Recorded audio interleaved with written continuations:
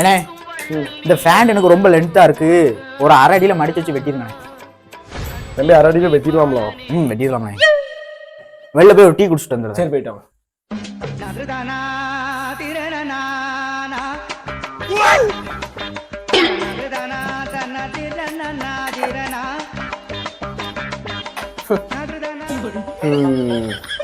தம்பி கேட்ட மாதிரி அரை அடி வந்துடுச்சு. என்ன தச்சிங்களா? முடிஞ்சாச்சு தம்பி. இந்தா வெட்டின மிச்சம். மிச்சமா? தம்பி அடி அரை அடி கரெக்டா இருக்கா? என்னண்ணே இது? எங்கனப்பா அரை அடியில தைக்கணும்? நான் கீழே அரை அடி தைக்க சொன்னா மொத்தத்திலே அரை அடி தச்சு வச்சிருக்கேனே.